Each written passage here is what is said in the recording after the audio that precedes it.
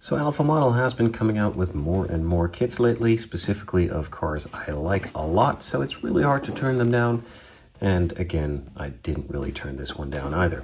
So this is the Aston 177, a limited edition from many years back, and it looks incredible. So let's dive into the box, see what's inside, and go over the parts in general a bit quicker, and then go into a bit more detail on some of them.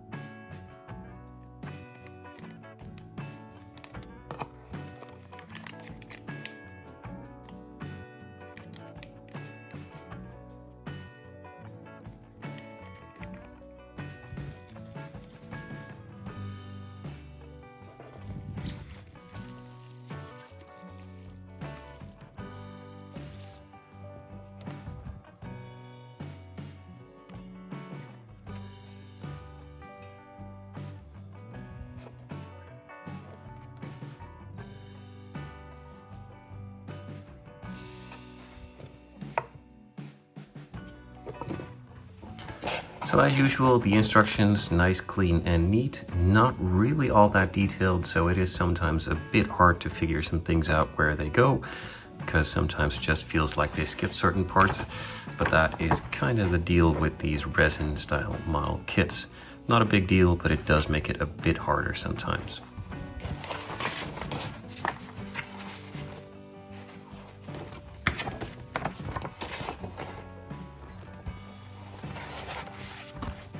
The chassis itself is nice, plain, simple, and flat. Does have a tiny amount of detail on the center and around the edges, and probably isn't all that far from the actual chassis on the 177. So nice to keep it simple and keep the cost down a little bit. There are a couple of additional bits to go on that chassis.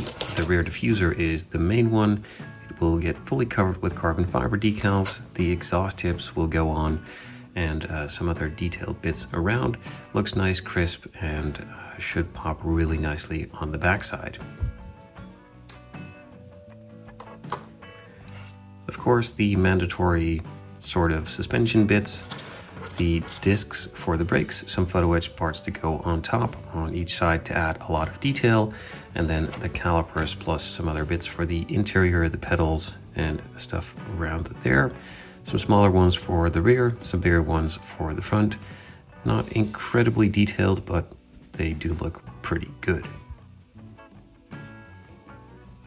The wheels that are included are the standard 177 wheels. They look good, nice, crisp, and detailed. The tires on the front wheels a bit narrower than on the rear ones. The tread pattern looks to be a bit different, but then again, due to the width, that might be realistic. The tire on the front one is nice and tight. The one on the rear is way too big, so I'll have to shoot them an email about that, as that is pretty much unacceptable and unusable. The tire itself looks pretty good, but it's just way too big and has empty space to be filled up, and not just a little bit. This isn't really usable. For the interior, we have the main interior tub. A bit of the center console is molded in, some bits for the back, and the main detail piece for some of the jewelry for the rear suspension, so to speak, is on the rear. Most of this will probably be done in carbon fiber, if I'm correct, and then some titanium and other fancy colors all around, just to make it look really good, as this can be seen from the rear window and is just a small bit of a jewelry store, so to speak, making it look really cool, and one of the unique aspects of many to be found on the 177. And to dress all of that up, we have many more bits. The main big piece is the dashboard. It has some missing elements all around. Those will be filled in with some of the vents, the main gauge cluster itself, and also a big one for the center console that runs from the top of the dashboard all the way down. There are some missing bits in there too, which will be filled in with individual pieces, making it a ton easier to detail them out nice and clean, and also give all of them the colors that they deserve.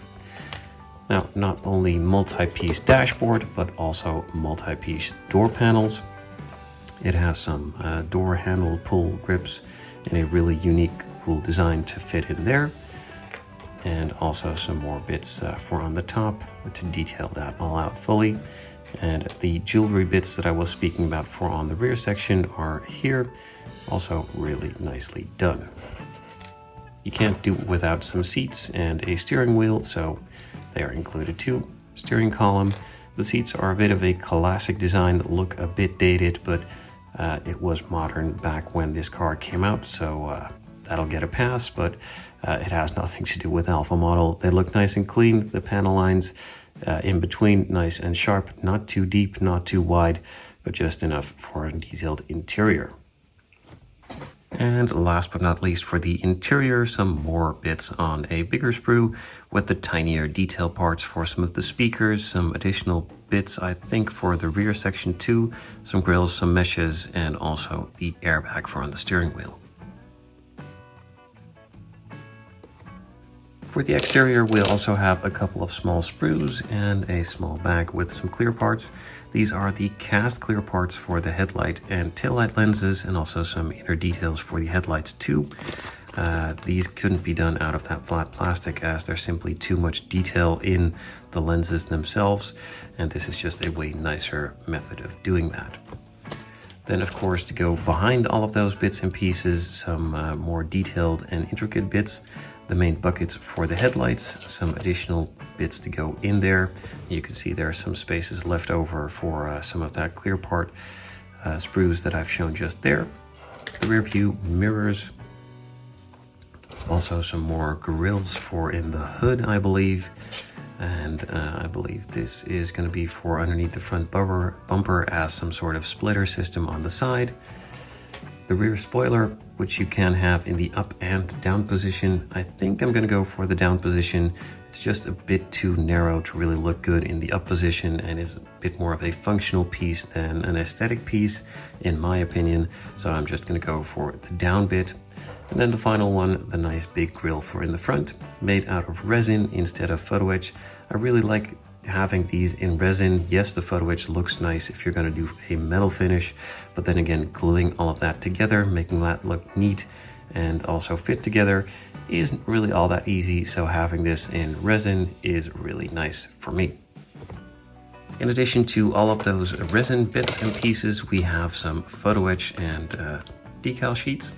So the photo etch, the main one, has a nice big plaque, and also the window surrounds that need to be in metal on the side of the body. Some bits for the interior with the shifter pedals, and also some bits for the brake discs.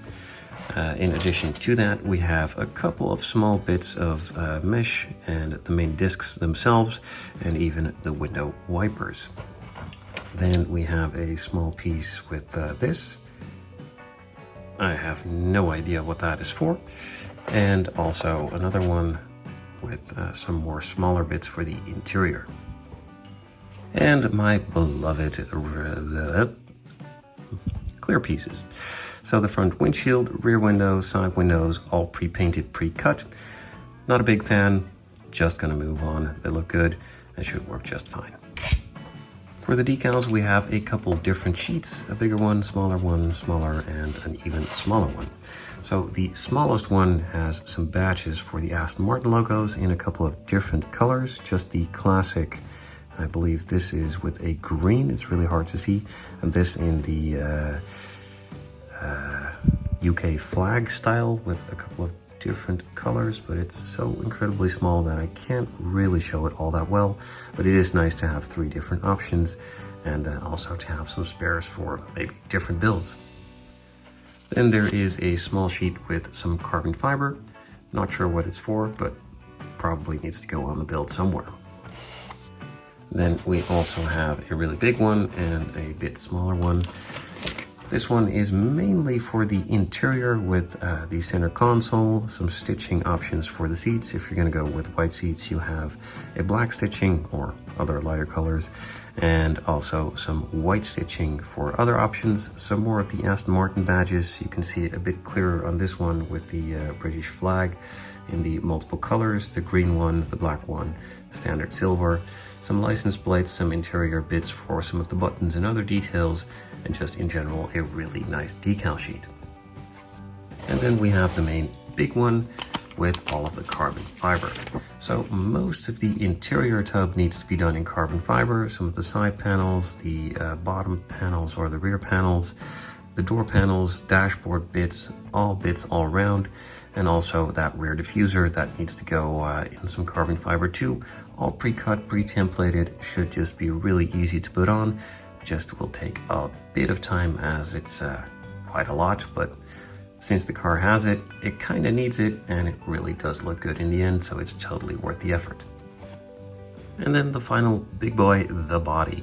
So most of the detailed bits you've already seen for the vents, the headlights, the rear spoiler. It also has a detailed bit on the inside if you're going to go for the up position. Some bits on the side, the mirrors, and the rest is just looking really good. On the inside, the headliner is molded in, not incredibly detailed, but you will probably never be able to see any of it once it's all assembled. So everything that they put in there is nice to have. Without more being said, well, I'm just going to say a couple more bits. The panel line's not too wide, not too deep, so they will probably need a bit of scribing, although they look nice already and it doesn't seem like they need a ton of attention. They will need to be done just a little bit before painting. Otherwise, some of those details might just disappear, so going over them once or twice really will enhance the build. Nothing out of the ordinary. Everything just looks nice, and I'm really looking forward to this build. Now, if you have any suggestions on color, I'm thinking of going in a classic colorway, just doing it in silver, maybe Aston Martin silver birch or some other things, and a saddle brown or cognac interior, but let me know what you guys would like to see. I'm totally up for any suggestions. This will probably be my next build after I finish the Ferrari SF90XX. Still doing a ton of carbon, almost through it all, and then have to do some final assembly, so that is probably going to come up really quickly, and after that I will probably move on to this one. So if you have any suggestions, do let me know down in the comments below.